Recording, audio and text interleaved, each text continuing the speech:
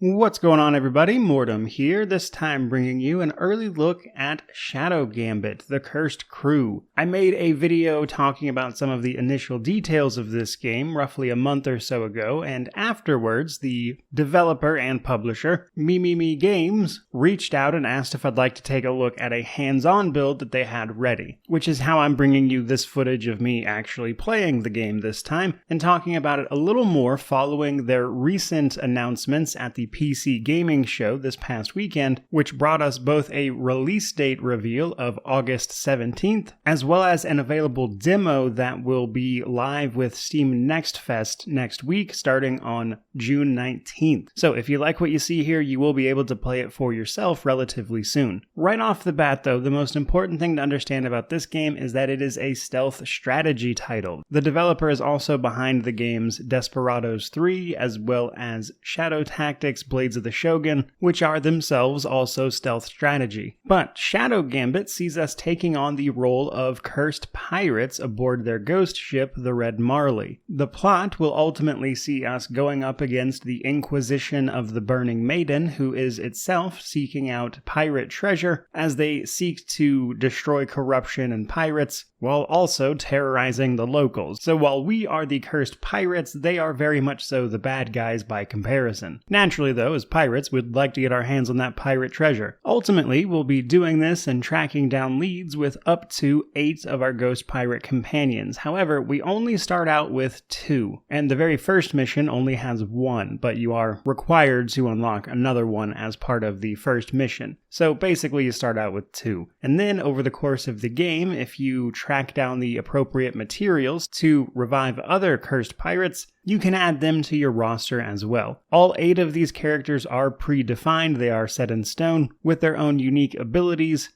that they can bring to the field to aid you in your stealth strategy. But when it comes to commanding our crew, we will be doing so from the Red Marley itself, our ghost ship. This acts as our sort of central hub in between various missions, which is going to allow us to plot out what we'd like to do next as we take on missions in a fictional set of islands in the Caribbean. So the game will be mission structured, however there are mandatory ones and then completely optional ones. These can range from like short 15-minute missions to longer ones that take like an hour. It's my understanding after you beat the game in full upon its release, you'll be able to go back and replay any mission and grind out any challenges you might want to, things like that. But when going on a mission, we'll be able to, of course, decide which 3 of our ultimately 8 characters we will want to bring with us on said mission. And depending on the mission, we might actually have multiple starting points so we can select where on each individual island we would like to approach the mission from, which combined with all 8 characters with their own unique options can lead us to a lot of different strategies for our stealth strategy. Now, as we move through the mission, this is where things obviously get much more interesting. The game is, for my CRPG regulars, effectively real-time with pause. It will be our job to navigate with multiple characters across an island, taking out enemies, hiding bodies, trying to ultimately complete our objective. But obviously how we go about this is where the game gets compelling. We're going to have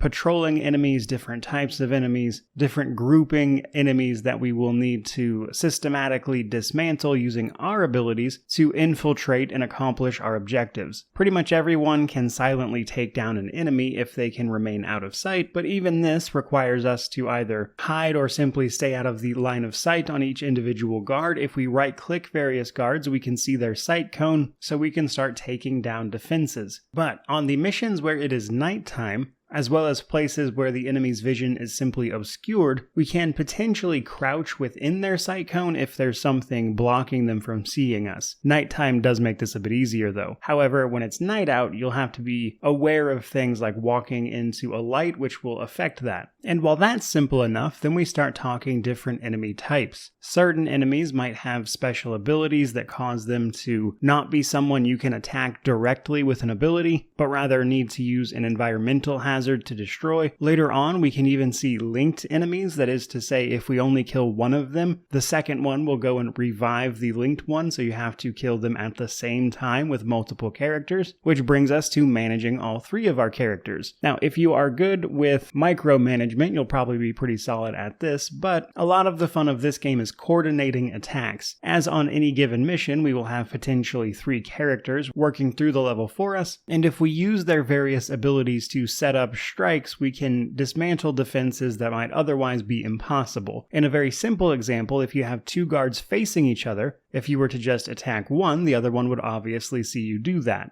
However, if you can set up a distraction or simply attack both of them at the same time, if you can position yourself accordingly, they'll both go down before anything else can happen, such as them raising an alarm, because if you get seen, enemies will raise an alarm in their immediate vicinity, drawing everyone to you, and generally speaking, you want to avoid an all-out brawl. On lower difficulties, which we'll talk about soon, it's possible to win even here, but on the highest difficulty, you can't really take a hit, so getting seen might very well be a death sentence, especially by stronger enemies who can use their Inquisition powers of the Burning Maiden to stop you much more effectively than a foot soldier. So as you can probably see, there is a lot going on here in terms of options available to you. However, realistically, you're bound to mess up eventually. And that is where the Red Marley comes in. Now, functionally speaking, yes, this is just a quick save, quick load system, but in Shadow Gambit, they've worked that into the narrative. You see, the Red Marley has an ability to sort of freeze moments in time and then relive them,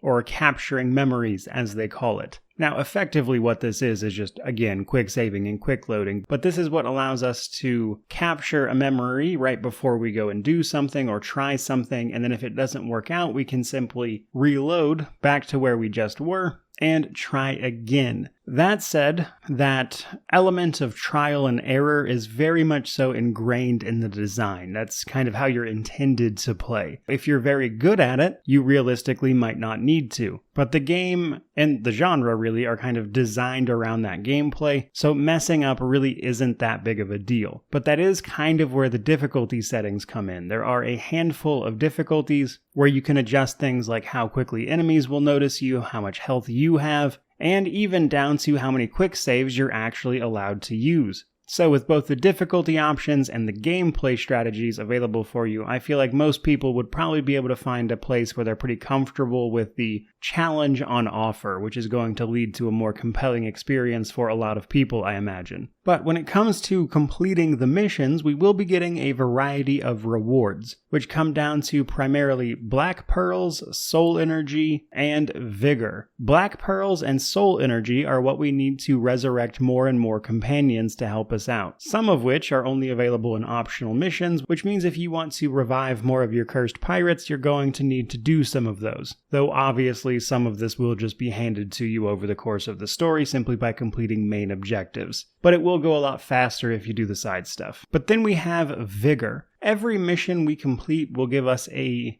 differing amount of vigor. Once our vigor gauge is full, we can spend that on an upgrade for one of our characters. Each character only gets one upgrade, but it is a very large upgrade to one of their abilities that makes it significantly better than what we had on offer previously, which will usually allow us to dispatch enemies that much easier, making our missions a little more approachable as we go. So with all those details out of the way, just to leave you guys with a bit of an opinion here, I'm really enjoying this game so far with what little I've played. Even this early demo build, which was probably not even the full version that you'll see in the Steam Next Fest, I would guess, given that they gave it to me over a month ago, it feels very, very polished, in a way that makes it pretty easy to forget that this is actually a self-published indie title, which is probably the most impressive thing about it to me. And while I don't get the impression the game will be exceedingly long or wildly in-depth with its RPG systems, as effectively all we're doing is unlocking characters and then upgrading them once before we bring them on missions, I think there is enough variety here in what the characters can do, as well as the missions and level design itself, to give you a fair bit of fun, at least from my own personal experiences so far. That said, in case you were wondering, yes, this is a game I am planning on reviewing, so when it fully launches come August 17th, I'll be able to play the full game and give you my full thoughts. But it's very much so a game I'm looking forward to, and while it's a little more, I would say, lighthearted and fun than many of the RPGs we've got coming in just September, actually, I think that'll serve as a nice palate cleanser, if you will. But all of that is pretty much everything I've got for you guys today. I certainly hope you enjoyed this early preview of Shadow Gambit, The Cursed Crew. If you did, don't forget to like, comment, subscribe, all that YouTube jazz. But regardless of any of that, truly, just thank you so much for watching. I really do appreciate it. May you wander in wisdom and have an amazing day.